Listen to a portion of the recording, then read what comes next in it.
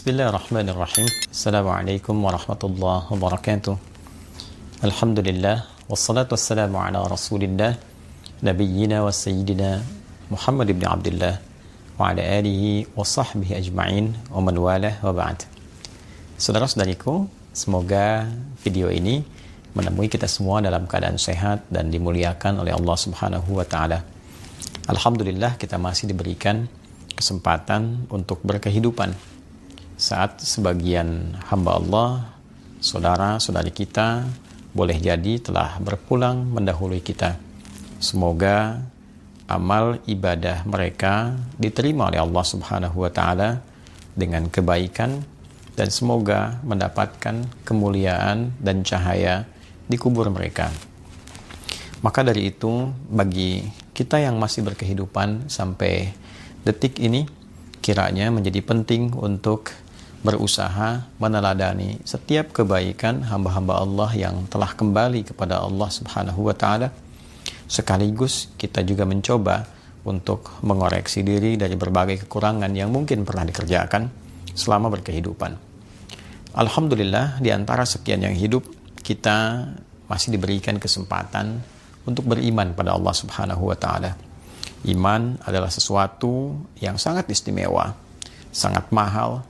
Ia tidak bisa dinilai dengan apapun, terlebih dengan materi dunia. Tidak ada sekolah untuk bisa meraih iman. Tidak ada ijazah yang menerangkan tentang iman. Tidak ada harga materi dunia yang dengan itu bisa digunakan untuk membeli iman.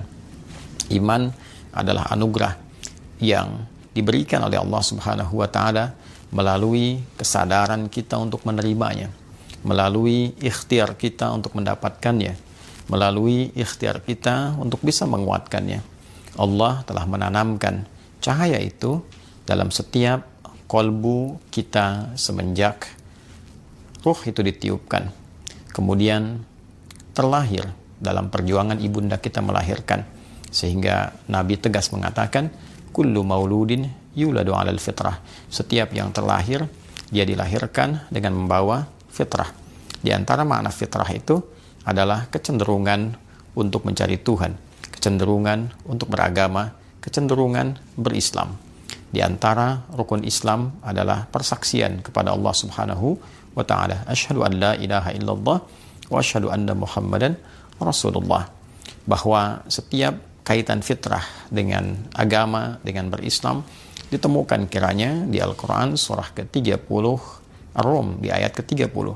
Fa'aqim wajhaka lid-dini hanifa fitratallahi allati fataran nasa 'alaiha.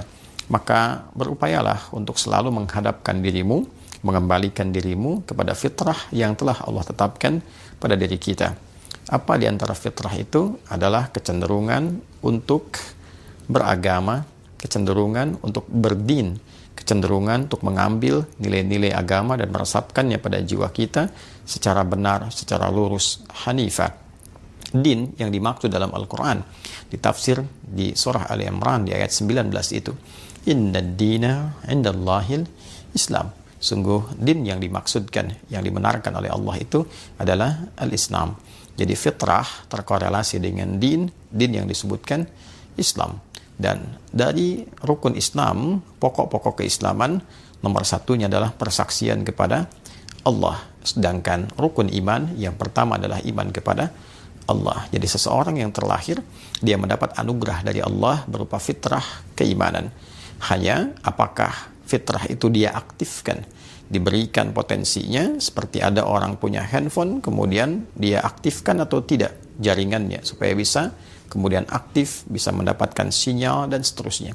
Demikian potensi itu ditanamkan pada diri kita, tinggal bagaimana kemampuan kita untuk berikhtiar, mengaktifkan sinyal-sinyal iman itu, potensi iman itu, agar bisa digunakan dalam kehidupan. Fa'abawahu yuhawwidanihi au yunassiranihi au yumajjisanihi. Maka lingkungan tempat kita beraktivitas, pengaruh sekitaran, bisa jadi orang tua, bisa jadi teman, bisa jadi tempat kita beraktivitas, itu yang membuat seseorang kadang-kadang berubah, kadang bergeser, bahkan kehilangan fitrahnya. Jadi penting bagi kita untuk mengkondisikan lingkungan keluarga, ayah menjaga iman, ibu menjaga iman, satu keluarga akan terjaga. Lingkungan memberikan pengaruh, bahkan mengarahkan seseorang bagaimana dia berkarakter, bagaimana dia berperilaku, dan bagaimana dia menyusun arah berkehidupan. Di keluarga baik, tapi di lingkungan sekolah mendapatkan kondisi yang tidak baik, disekolahkan di tempat yang tidak ada iman, mendapatkan guru yang tidak beriman, mendapatkan pengajar yang tidak beriman, maka boleh jadi imannya bisa terkikis atau ia berpotensi kehilangan cahaya imannya. Demikian dia sekolah di tempat yang penuh dengan iman, tapi semisal beraktivitas, bekerja, bergaul di tempat dan lingkungan yang tidak mendukung keimanannya, bahkan menyoal keimanannya, maka berpotensi ia pun kehilangan atau bahkan terlemahkan oleh lingkungan itu terkait dengan keadaan imannya. Maka berbahagialah, bersyukurlah, kita masih diberikan kehidupan, kita masih dapat beriman. Dan pertanyaan terbesarnya adalah bagaimana kita dapat menyadari, mengetahui, memastikan bahwa dalam diri kita masih ada iman. Apakah dicukupkan dengan mengatakan saya beriman? Cukup dengan tuturan lisan? Ternyata konfirmasi keimanan itu tidak hanya dicukupkan pada lisan saja, tapi mesti dikonfirmasikan dengan keadaan hati yang dapat merespon akan sinyal-sinyal yang dipancarkan oleh Allah untuk mengaktifkan keadaan iman itu. Dulu ada orang yang mengatakan kami telah beriman di era Nabi SAW. Lalu Allah Subhanahu wa Ta'ala menurunkan wahyu kepada Nabi Muhammad SAW untuk memberikan standar iman yang tidak melalui ucapan, tapi konfirmasi dari kedalaman hati. Maka turunlah diantaranya Al-Quran. Surah ke-49 itu di ayat ke-14. Qalatil a'rabu amanna. Segelintir orang Arab, Baduy pada masa itu, mengatakan kami telah beriman dengan lisan mereka. Qul lam tu'minu. Maka Allah menyampaikan kepada Nabi Muhammad SAW. Muhammad sampaikan pada mereka, lam tu'minu. Kalian belum beriman yang sejati, belum benar. Jadi iman tidak cukup dikatakan dengan lisan.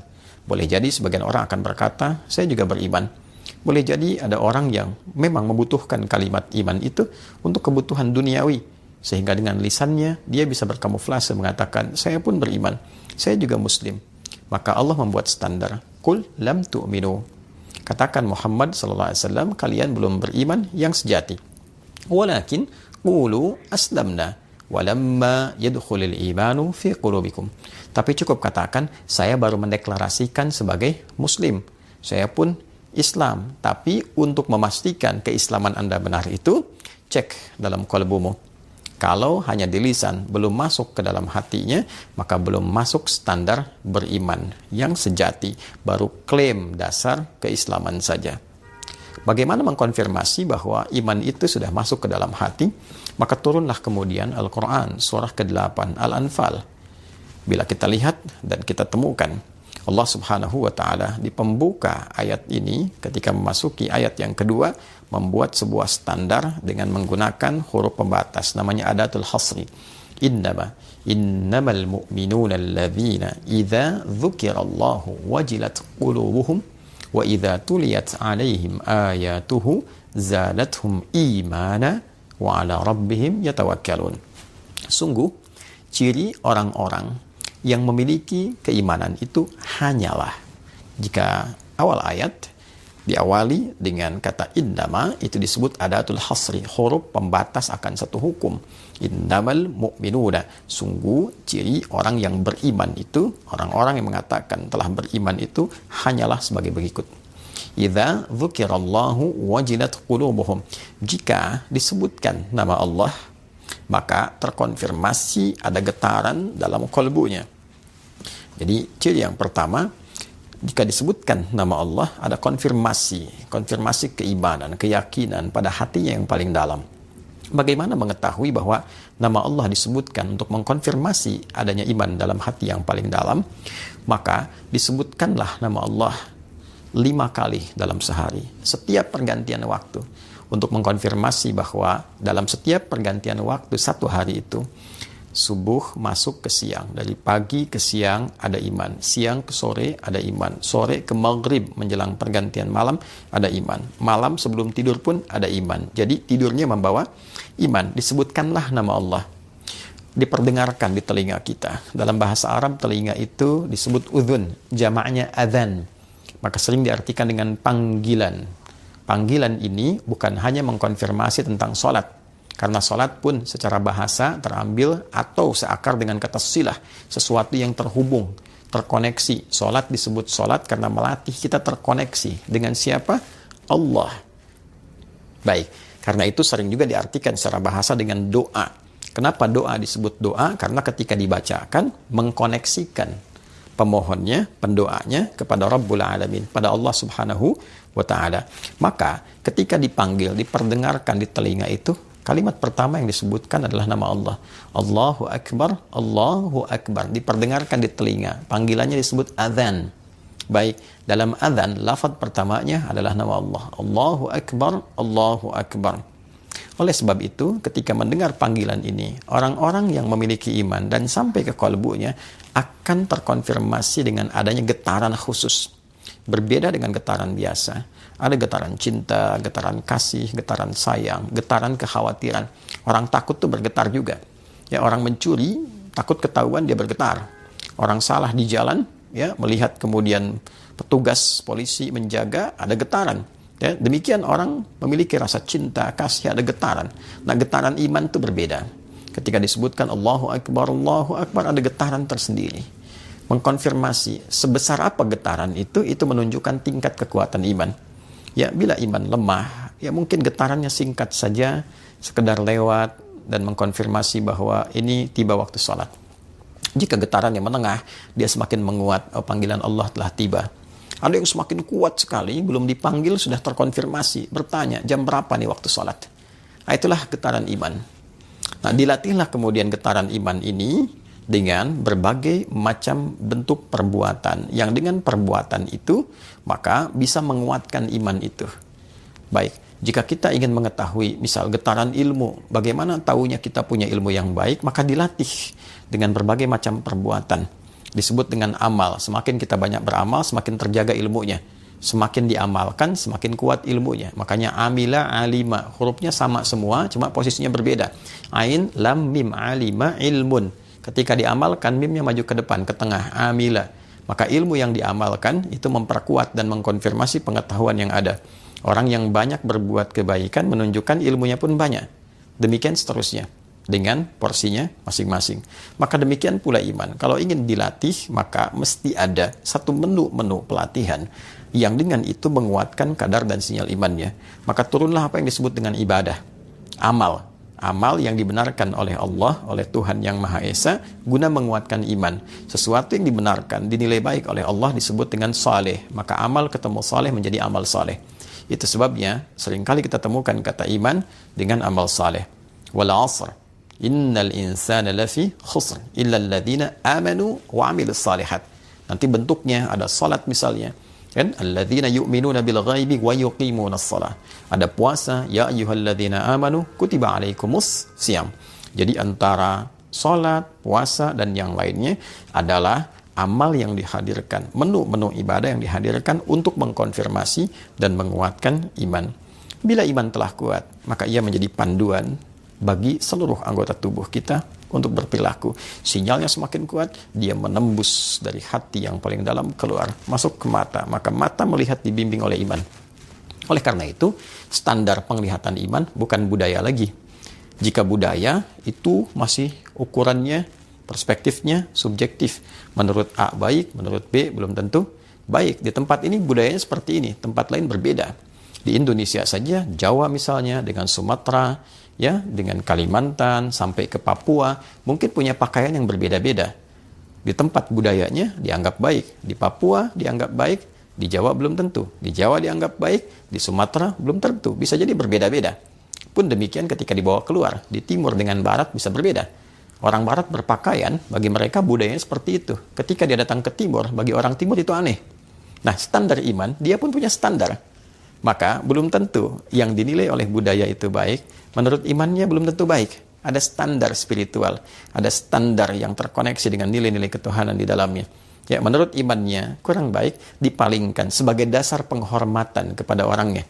Bukan untuk mengecilkan nilainya, tapi untuk menghormati pemilik objek itu, maka iman mengatakan, palingkan pandanganmu, karena dengan itu diarahkan kepada objek dimaksud, maka imanmu akan menjadi persoalan. Dia terganggu, dia bisa melemah.